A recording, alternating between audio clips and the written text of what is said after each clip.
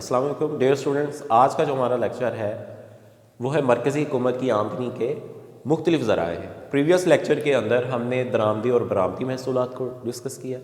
مرکزی excise duty کو discuss کیا، انکم ٹیکس اور کارپوریٹ ٹیکس، اور ساتھ میں جو تھے وہ بکری ٹیکس کو جو تھا وہ ہم نے ڈسکس کیا۔ آج جو ہم ڈسکس کریں گے ہمارے پاس دیگر محصولات ہیں، یعنی کہ ہمارے پاس اور کون کون سے جو ہے وہ گورنمنٹ جو ہوتی ہے یا مرکزی حکومت جو ہوتی ہے وہ کس کس طرح سے اور کن کن ذرائعوں سے جو ہوتی ہے وہ ٹیکس جو ہوتا ہے وہ اپنا اکٹھا کرتے ہیں۔ ان میں سب سے پہلے جو ہوتا ہے دولت ٹیکس ہے، تحفہ ٹیکس ہے اور وراثت ٹیکس ہے۔ آپ کے پاس دولت ٹیکس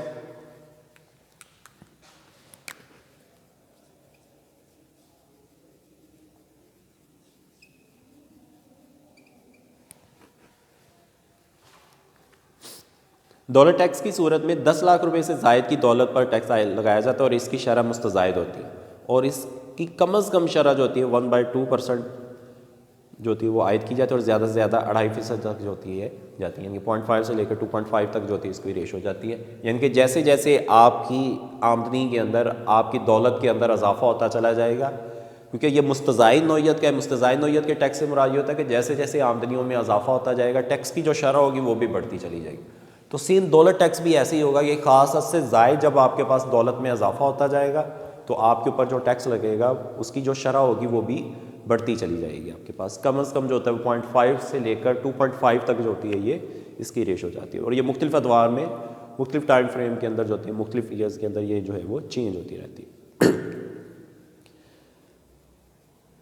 اس کے بعد ہے تحفہ ٹیکس ہے۔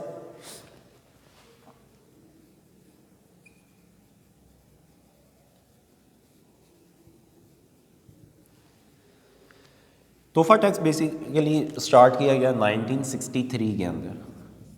کہ 20,000 روپے سے لے کر 20,000 روپے تک کی مالیت کا کوئی بھی اگر آپ کے پاس گفٹ آتا ہے تو اس کے اوپر جو ٹیکس ہوتا ہے وہ عائد نہیں کیا جاتا۔ اگر اس سے زائد مالیت کا جو ہوگا وہ اگر آپ کو تحفہ ملتا ہے یا دینا ہوا آپ نے تو اس کے اوپر جو ٹیکس ہوتا ہے وہ عائد کیا جاتا ہے، لیکن اس سے زائد مالیت کے تحفے پر ٹیکس لاگو ہوگا، اور اس کی کم سے کم شرح جو ہوتی ہے وہ 5% تک جاتی ہے، اور زیادہ سے زیادہ شرح جو ہوتی ہے وہ 30% تک جاتی ہے۔ 1985 اور 86 کے بجٹ میں گفٹ ٹیکس جو تھا وہ ختم کر دیا گیا، یعنی کہ 1963 میں یہ سٹارٹ ہوا اور 1985 اور 86 کے بجٹ کے اندر اس کو ختم کر دیا گیا تھا، اور اس کی جو شرح تھی کم سے کم لے کر 5% سے لے کر 30% تک جو ہوتی تھی اس کی ریشو چلتی تھی۔ اس کے بعد وراثت ٹیکس ہے۔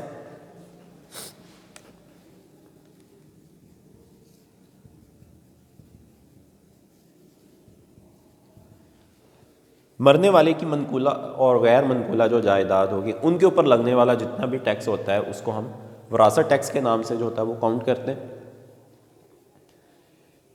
وراثت ٹیکس مرنے والے کی جائیداد اور اس کے وارث کو ملنے پر لگتا ہے، یہ منقولہ اور غیر منقولہ جائیداد پر لگایا جاتا ہے۔ 1 لاکھ تک جائیداد کی وراثت پر کوئی ٹیکس نہیں لگایا جاتا، اگر جائیداد کی مالی 1 لاکھ اور 2 لاکھ روپے کے درمیان ہو تو یہ شرح جو ہوتی ہے 12.5% ہو جاتی ہے، اور اس کے بعد یہ مستزائد نوعیت کی ہوتی ہے، اور مختلف ادوار میں اس کی جو ریشو ہوتی ہے وہ چینج ہوتی رہتی ہے، یعنی کہ جیسے جیسے اس جائیداد کی ویلیو جو ہوگی، اس جائیداد کی جو پرائس ہوگی، انکم جو ہوگی وہ بڑھتی چلی جائے گی، یعنی کہ اس کی مالیت جو ہوگی وہ بڑھتی چلی جائے گی، اس کے اوپر جو ٹیکس کی جو شرح بھی ہوگی وہ بھی بڑھتی چلی جائے گی، تو اس کو ہم کہتے ہیں یہ آپ کے پاس وراثت ٹیکس ہوتا ہے۔ اس کے بعد ہے ڈاک، تار اور ٹیلی فون، یہ محکمے براہ راست خدمت پہنچانے کا کام کرتے ہیں، اور حکومت کو ہر سال ان کی شرح میں کچھ نہ کچھ جو ہوتا ہے وہ اضافہ کرنا ہوتا ہے تاکہ اس کی آمدنی میں بھی اضافہ ہوتا ہے، اور 1949 کے مقابلے میں اس مد سے حاصل ہونے والی آمدنی بہت زیادہ اضافہ ہوگا، اور حکومت نے 1980 اور 81 کے بجٹ میں بھی ٹیلی فون کال کے لوکل اور ٹرنک کی شرح میں اضافہ کیا، جبکہ ٹیلی فون کنیکشنز کی فیس اور رجسٹریشن میں بھی خاصی حد تک جو تھا وہ اضافہ کر دیا گیا، یعنی کہ جب سے یہ سٹارٹ ہوا ہے تب سے لے کر اب تک جو ہے اس کی پرائسز کے اندر جو ہے اس کے اوپر ٹیکس کی جو شرح ہے اس میں اضافہ کہتے ہیں، اور یہ ڈائریکٹلی جو ہوتا ہے وہ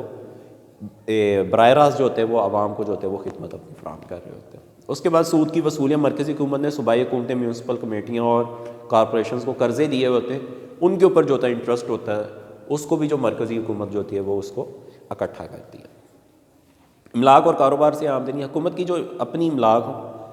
اپنی پراپرٹی جو ہوتی ہے ان سے بھی آمدنی حاصل ہوتی ہے، اور اس کے علاوہ حکومت خود بھی کاروبار کرتی ہے اور سرمایہ کاری میں بھی روپیہ لگاتی ہے، یعنی کہ گورنمنٹ جو ہوتی ہے، مرکزی حکومت جو ہوتی ہے وہ خود بھی انویسٹمنٹ کرتی ہے، اس سے بھی جو ریونیو جو ہوتا ہے وہ کافی حد تک جو ہوتا ہے وہ گورنمنٹ جو ہوتی ہے وہ جنریٹ کرتی ہے۔ اس کے بعد ہے معاشی خدمات اور سول انتظامیہ سے وصولی۔ حکومت جو معاشی خدمات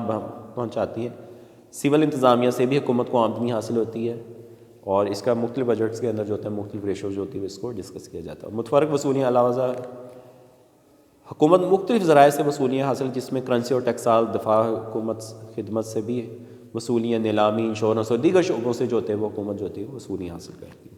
اور اس طرح سے حکومت مختلف ذرائع سے جو ہوتی ہے وہ اپنی آمدنی کو حاصل کرتے ہیں۔ تو یہ تمام پوائنٹس جو ہوتے ہیں وہ ہمارے پاس ہے کہ مرکزی حکومت جو ہوتی ہے وہ کن کن ذرائعوں سے جو ہوتی ہے وہ آمدنی حاصل کرتی ہے، جس میں سب سے پہلے تھا درآمدی اور برآمدی محصولات جو ہوتے ہیں،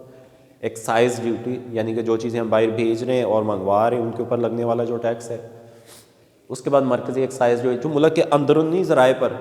اندرونی جو کارخانے ہیں ان کی پروڈکشنز کے اوپر جو ٹیکس لگ رہا ہے، یہاں پر جو ٹیکس عائد کیا جا رہا ہے وہ اس شے کی پروڈکشنز کے اس کی پیداوار کے اوپر بھی، یعنی اور ساتھ میں اس کی مالیت کے اوپر، یعنی کہ وزن کے لحاظ سے بھی ٹیکس عائد کیا جاتا ہے، اور ساتھ میں ان کی